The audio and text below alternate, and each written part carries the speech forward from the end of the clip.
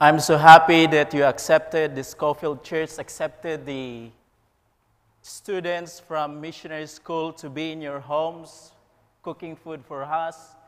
And I would like to thank all these things, all these hospitable things to us by dwelling in these things in the study, hospitality, a token of God's love. In 2015, Israel and Philippines celebrated the 100 years of their relation with regards to hospitality. In the Second World War, in the Holocaust, Jewish people fled to Southeast Asia. They went everywhere in the countries in the Southeast Asia, and the only country that opened for them and make them to enter in that country to find refuge without having a visa is the Philippines. And this token was, and the token of that hospitality, the Jewish people in Israel built a, building or something that is called the open door as a token of hospitality. And it was the hospitality of the Jewish people was rewarded through the Filipino people, and at the same time, the Filipino people were rewarded by the time we have that great typhoon Haiyan in Philippines. One of the very first who gave support in the Filipinos with the Filipino people in Leyte was the Israel country. And even until now, you go to Philippines, you can knock on the door, ask them to sleep. Even you are a stranger, they will accept you. But hospitality is not just a mere custom of a country. It is also in the biblical perspective. Now, the question that I would like to ask to you, what is the thing that we are not familiar about Abraham? What is the thing? In Genesis 18, verses 3 and 4 tells us, And I said, My Lord, if now I have found favor in thy sight, pass not away, I pray thee, from thy servant. It is the situation when three strangers went to Abraham. Let a little water, I pray you, be fetched, and wash your feet and the rest of yourselves under the tree. Now, what was the custom in the East even until now? In the article Review and Herald, June 21, 1898, tells us, in the East, a common courtesy granted to the travelers as they were welcomed to a house was that the servants should remove their sandals and wash their feet. What is the token of hospitality in those days? It is washing the feet of what? Of a stranger. What does the Bible say about hospitality? What does the Bible tell us? In the book Adventist Home 445 tells us here, the Bible lays much stress upon the practice of hospitality. Foremost among these is whose experience? The experience of the father of our faith, Abraham himself. Do you know what is the reason why Abraham was chosen by God as the one who will give message to the world? Do you know what is the reason?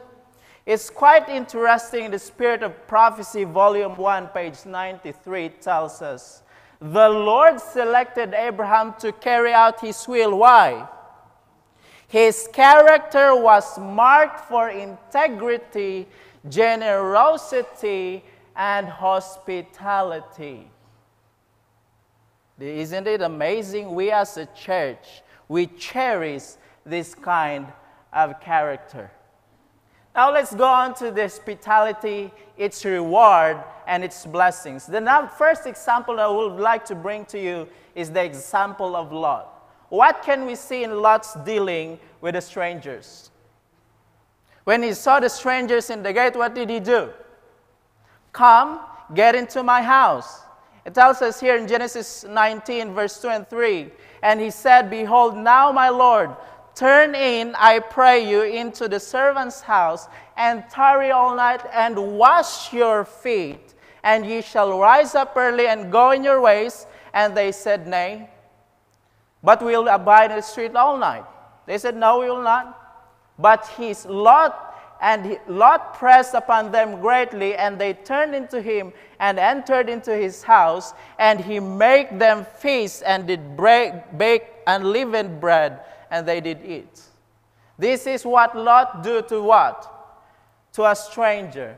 And do you know what was the reward of having this hospitable act and receiving strangers in his home? In Genesis 19, verse 6 tells us, And while he lingered, the men laid hold upon his hand, and upon the hand of his wife, and upon his 2 daughters, the Lord being merciful unto him, and they brought him forth, and set him without the city. And verse 19 tells us, And behold now, servant, have found thy grace in thy sight, and thou hast magnified thy mercy, and hast showed unto me in saving my life. What was the reward of hospitality? It is salvation in times of Lot, from whom Lot learned the act of being hospitable. Where did he get this kind of attitude? In Patriarchs and Prophets, page 158, paragraph 1 tells us, Lot did not know their true character about the stranger, but politeness and hospitality were habitual with him. They were a part of his what? Hospitality is a part of his religion. Lessons that he had learned from the example of whom? Abraham. That is why our influence towards people will make people what? To learn the same thing. What should have happened if Lot did not show hospitality to the strangers? What should have happened to him? Still in the book Patriarchs and Prophets, page 158, had he not cultivated a spirit of courtesy, he might have been left to perish with the rest of Sodom. It's quite interesting that by just a simple act of hospitality, one's life is what? Is saved. And by these things, by a neglect of hospitality, one's life will be what? Will be lost. That is why God tells us the Bible lays much stress upon hospitality. What do often strangers bring to us? What do the strangers bring to our home? In the article Signs of the Times, August 3, 1891, angels as travelers visited Abraham, Lot also urging the strangers to abide with him because it was unsafe to remain in the street, entertained angels, and was blessed by being delivered from the city that was doomed to destruction. What do often strangers bring to our home when we accepted them with willing heart? They will what? They will bring blessings to our home. I remember Apostle Paul, be not forgetful to what? Entertain strangers, whereby ye entertain angels unaware. Now the second example is the widow of Zarephath. Most of us know about Elijah, but we didn't know, most of us didn't have the story of the widow of Zarephath didn't have an impact into us. But I would like to tell you that it is quite a wonderful thing to have this lesson of the widow of Zarephath, what she did to Elijah. In 1 Kings 17, verse 8 and 9, and the word of the Lord came unto him, saying, Arise, get thee to the Zarephath, which belongeth to Zidon, and dwell there. Behold, I have commanded a what? A widow woman there to sustain thee. The woman in Zarephath was what kind of a woman? A widow. What the Bible tells us about the widow? Those who needs what? Help. But in this case, it's not the widow who needs help, but it's the widow who will show help. How did the widow accept the prophet? In 1 Kings 17, verse 11 and 12, and as she was going to fetch it, he called to her and said, "Bring me, I pray thee, a morsel of bread in thy hand."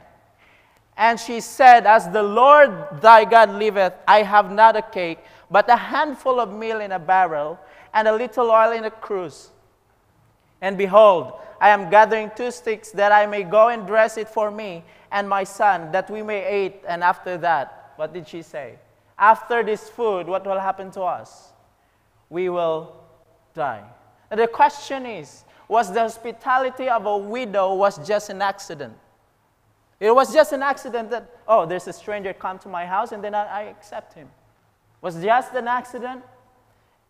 It's quite interesting in Prophets and Kings, page 130, tells us, "No greater test of faith than this could have been required." It is the greatest test of faith. Why? They have nothing left. That's the last thing. It's what interesting is, Elijah is asking first to eat before them. Have you had an experience in your life when you have the last thing and there a stranger came and then asked for bread and he said, "Please feed me first"? But the widow of Zarephath did so. And tells us here, the widow had hitherto treated all strangers with kindness and liberty. The act of hospitality was not just a what? An accident. It is an experience of everyday life. That is why we are thankful as a student that the Scofield Church will what? They have this attitude, this character of hospitality, that they accepted strangers from time to time. Now, regardless of the suffering that might result to herself and child, and trusting in God of Israel to supply her every need, she met this supreme test of hospitality by doing according to the saying of Elijah. We often think Sabbath is a test to us. Yes, it is. But it is also hospitality. It's also a test if we love God. And if we love God, it will give us what? That character of being hospitable. Now the question is our poverty an hindrance to show hospitality?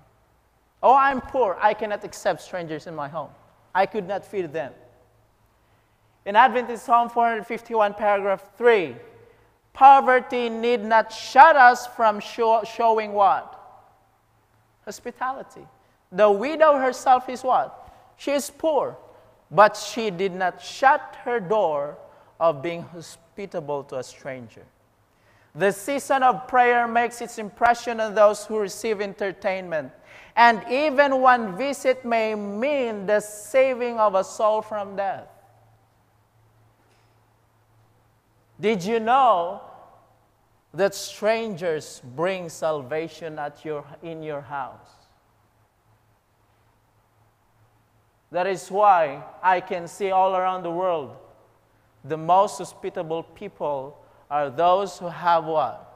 Happiness, and who have that Christ in their lives. For this work, the Lord makes reckoning, saying, "Who will repay?" I will repay, God says. In Prophets and Kings 130, in this poverty-stricken home, the famine pressed sore, and the pitifully meager fare seemed about to fail. The coming of Elijah on the very day when the widow feared that she must give up the struggle to sustain life, tested to the utmost her faith in the power of the living God to provide for her necessities. But even her dire extremity, she bore witness to her faith by a compliance with the request of a stranger who was asking her to share her last morsel with him. Now, the spirit of prophecy, the book Prophets and Kings, tells us what makes the woman to receive Elijah. What makes her to be hospitable? It tells us here that it is her faith. Do you want more to be hospitable? The prerequisite to it is to have faith in God. And do you know what blessing was again given to this widow of Zarephath? After that last morsel, what will happen? They will die. They have nothing to eat. But what was the reward? The oil did not what? Did not empty. Was not left empty. The barrel of flour was still having the same amount of flour every day as she opened it. And what was that for us?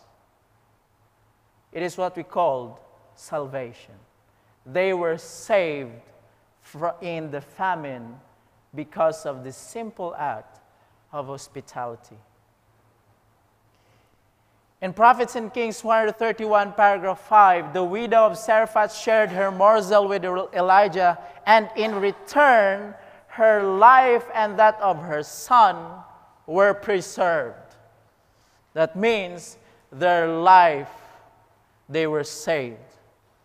And to all who, in time of trial and want, give sympathy and assistance to others more needy, God has promised what?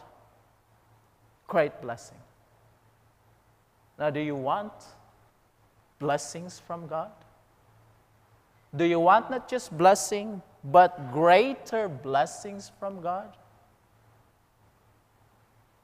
If you have not taken that hospitality, open your hearts to do it now. Will God fail to recognize the reward of kindness? Will He forget that simple kindness that was given to His created beings? In the book Desire of Ages, page 357, no act of kindness shown to them in His name will fail to be recognized and rewarded. Tells us here, a cup of cold water only in the name of disciple, verily I say unto you, he shall in no wise lose his reward. Even just in what simple way? A cup of cold water. Now, the third example is the Shunammite woman. I remember the experience of the Shunammite woman was the inspiration of the song that was very familiar, When Peace Like a River. When Horatio Spafford wrote that hymn, it was the inspiration of the story of a Shunammite woman. Now, who was that Shunammite woman? The Bible tells us that she was what? She was a great woman, and she constrained Prophet Elisha every time he passes to going to the school of the prophets to eat bread with them. Now, what did she notice about Elisha? What did she notice? What did the Shunammite women notice about Elisha? And after noticing that thing, what did she do? They do, both her and her husband. In 2 Kings 4, verse 9 and 10, and she said unto her husband, Behold now, I perceive that this is an holy man of God, which passeth us by continually. This is the man of God. And what did they, after realizing that Elisha was a man of God, what did they do? My husband, come, gather bricks, gather all your tools, and make room for him and his companion. What did they do? they make room for them. Tells us here, let us make a little chamber, I pray thee, on the wall, and let us set for him there a bed, and a table, and a stool, and a candlestick. And it shall be when he cometh to us, that he shall turn in thither. Now by this act, again, of being hospitable, what was the reward? What was the blessings that was given to her? In 2 Kings chapter 4, verses 13 and 14, and he said unto him, say now unto her, behold, thou hast been careful for us with all this care. Elisha says, you are very good to us. And Elisha asks, what do you want as a reward of your goodness? Would this thou be spoken for the king or to the captain of the host? Do you want to talk with the king? Which Elijah that tells us here about Jesus. Do you want to talk about Jesus? To talk to Jesus? The king and the captain of hosts? And she answered, and dwell among mine own people. And he said, what then is to be done for her? And Gehazi answered, verily she hath no child, and her husband is old. What is the news that Gehazi tells to Elisha? Her house has no noise of a little child. In 2 Kings 4, verse 16 and 17, and he said, about this season, according to the time of life, thou shalt embrace a son. And she said, nay, my lord, thou man of God, do not lie unto thine handmaid. She was thinking, my husband is so old. I am old too. How can we have a son? The same experience as Sarah had. And the woman, what did happen when Elijah pronounced these words to her? And the woman conceived and bare a son at that season that Elisha had said unto her, according to the time of her life. In those days, having children is what? A blessing. And we've just studied about the life of Hannah. There was rivalry between Peninnah and Hannah because Peninnah says, you're cursed by God because you don't have children. And this house that has no happiness, the happiness was not complete because there is no child. God blessed them a child because of this act of hospitality. Prophets and Kings, page 237. To this retreat, Elisha often came, thankful for its quiet peace. Nor was God unmindful of the woman's kindness. Her home had been childless, and now the Lord rewarded her hospitality by what gift? By the gift of a son. Who else received the son through hospitality? Who else?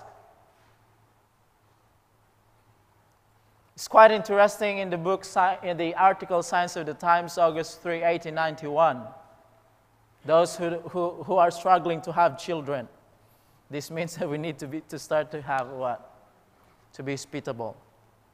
Angels as travelers visited Abraham, and his courtesy, in the other term, hospitality to them, whom he supposed to be men like himself, was rewarded with the promise of God that Sarah should have a son. The same thing happened by the simple act of hospitality.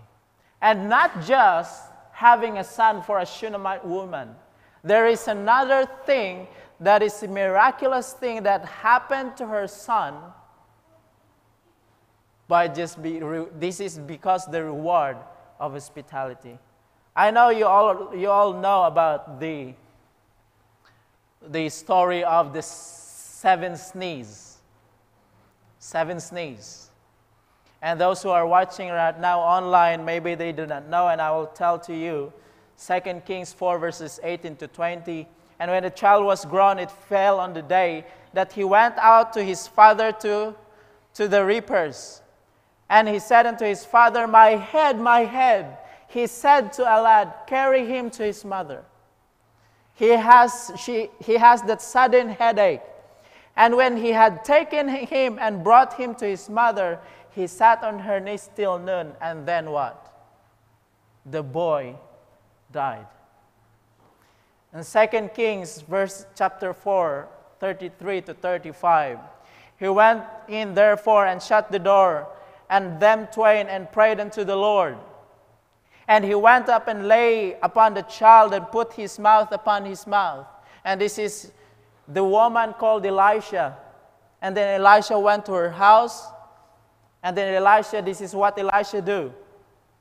And his hands went upon his hands, and he stretched himself upon the child, and the flesh of the child waxed warm. Then he returned and walked into the house so and fro, and went up and stretched himself upon him. And the child sneezed 7 times, and the child opened his eyes. What a wonderful experience. What a wonderful blessings. Not just having a child, but what? Her child was saved by the simple act of hospitality. Prophets and Kings, page 239. So was the faith of this woman rewarded. Christ, the great life giver, restored her son to her. And it's quite interesting, Jesus himself tells, if ye done this to the least of my brethren, ye done this to whom? To him. And because it was done to his least prophet Elisha, that is why he restored the life of the son of a Shunammite woman. What will happen to the faithful one's children who were turned to them by death? And I believe that in Philippines we have this person who were all her girl children died. And this is a promise for each and every one of us who has the same experience in life. Prophets and Kings, page 239, in like manner will his faithful ones be rewarded when at his coming death loses its sting and the grave robbed in the victory it has claimed. Then he restore to his servants the children that have been taken from them by death. If we'll still remain faithful, what will God do? He will return to us the children, that is what? That were torn to us by death. Now, hospitality is a Christian duty. If you believe you are a Christian, it is your duty. And I believe I'm a Christian, and it is my duty. In Testimonies, Volume 6, page 341, the Bible lays much stress upon the practice of hospitality. Not only it does enjoin hospitality as a duty, but it presents many beautiful pictures of exercise of this grace and the blessings which it brings. Foremost among this experience is Abraham. In Adventist Home, page 445, a lover of hospitality is among the specifications given by the Holy Spirit as marking one who is to bear responsibility in the church. Who will be the first? Who will be the first hospitable in the church? The church leaders themselves. And to the whole church is given the injunction, our key text in 1 Peter 4 verse 9, use hospitality one to another without grudging, not just to strangers, but also one to another. I often find it out that we are so good sometimes in the strangers, but we among ourselves, as a church people, as brethren, we're not hospitable with each other. Why? In Prophets and Kings, page 239, courtesy also is one of the graces of the Spirit and should be cultivated by all. What does it mean by being cultivated? It means that we naturally are not what? Are not hospitable. That is why we need to cultivate these things. Now, who is that very example of us? As in having that character of hospitality. In the book Bible Commentary, volume 6, page 1083, tells us, Christ is our root, and all who are grafted into his root will bear the fruit which Christ bore. They will reveal the fragrance of his character and the talent of speech in the cultivation of hospitality, of kindness, of Christian courtesy, and heavenly politeness. It is not because Abraham was hospitable, but because Christ himself, what? Tells us to be hospitable in the experience, in the example of his life. Do you know why we exist on this earth? Before I came to church, I asked myself why I am alive today. What is the purpose of my life? In Testimonies, volume 2, page 645, I find the answer. What is the purpose of my life? Tells us here, our work in this world is to live for what? Not for myself. Not to gratify myself on what I have, but to live for others' good, to bless others, to be hospitable. This is the purpose why you and me exist in this world. The question is, do we live in such a purpose? Do we live the life in such a purpose that our aim is to bless others? If not yet, let's start it now. Review and Herald, April 20, 1886. I implore you, my brethren, in every place, rid yourselves of your icy coldness. Encourage yourselves a love of hospitality, a love to help those who need help.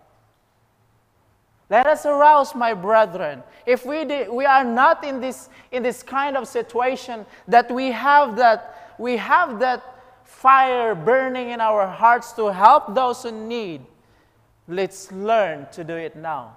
Ask God to what? To give us that zeal to what? To bless others and to help those who are in need. Now, to what extent should we practice hospitality? Should we just practice hospitality and kindness to other people because we are feeling good? We have that convenience? Tells us here, Signs of the Times, September 2, 1886, hospitality should be practiced even though it be at some inconvenience. Yes, sometimes it is inconvenient to receive people in your house because what? It added more work to you, especially to the women, to the mother who are staying in the house. It added more work. You need to cook food for them. You need to organize bed for them. You need to talk with them. You need to spend time with them. But let us remember, even in our inconvenience, we need to practice it. Why? Because God has promised the blessings. Now, what was the admonition of Apostle Paul to us? Hebrews 13, verse 2. Be not forgetful to entertain strangers, for thereby some have entertained angels unaware. Now, what should we have as a people of God? In the book Manuscript Releases, volume 20, page 131, let there be no lack of hospitality among our people. That means in the church. Lack of hospitality has what? Has turned souls away from the truth. Sometimes we think, why people are turning away from the truth? One of the problem, what is that? Lack of hospitality. What will happen if the spirit of hospitality dies? What will happen to us as a church? In the book Adventist Home, page 447, when the spirit of hospitality dies, the heart becomes palsied with selfishness. Who is the first selfish in heaven? It was whom? It was Lucifer himself. He always tried to get in for himself. Selfish, self is always found in his heart. Now, what was one of the traits of character our Lord had? In Adventist Home, page 451, Christ is given his own life a lesson of what? Hospitality. Now, do you know what right in the church that would always remind us that we should be hospitable people? Do you know what is that right? It's quite interesting. Genesis 18, verse 4, it is washing of feet. Genesis 19, verse 2, about the experience of Lot, it is washing of feet. In John 13, verse 4 and 5, in hospitality to his disciples, Jesus washed their feet. And I'm quite amazed, and I wondered why. They said that Scofield Church has how many members? 64, about 64 members. But how many participated in feet washing? How many of us participated in washing the feet of our brethren? I believe that you are practicing feet washing or Lord's Supper monthly, right? Monthly or quarterly?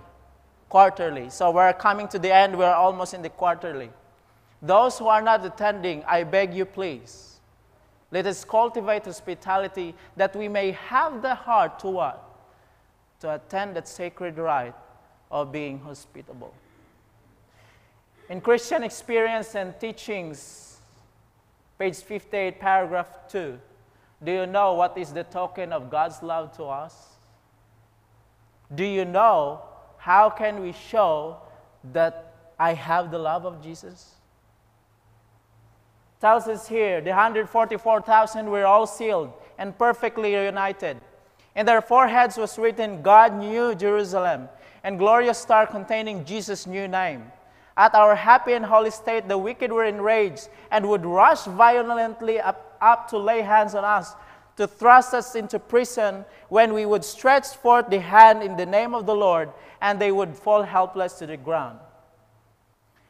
And the next statement tells us, then it was that synagogue of Satan knew that God had loved us, who could wash one another's feet. In the other term, who could show hospitality with one another. That is why 1 Peter 4 verse 9 tells us, be hospitable and not grudgingly. And salute the brethren with a holy kiss, and they worship at our feet. What is the hindrance? Why we are not attending the Lord's Supper? Sometimes we have grudges. Why we have grudges with our brethren? It is because we are not doing something in the work of God, and we tend to just what? Look upon the defects and the wrongs that is done to us. Why not we arouse ourselves? Go, find someone to help. Be hospitable to everyone, especially in the household of faith. And again, we will have that token, and we will have that seal that God loved us, and we will show our love with one another. This is my wish and my prayer. May the Lord bless us. Amen.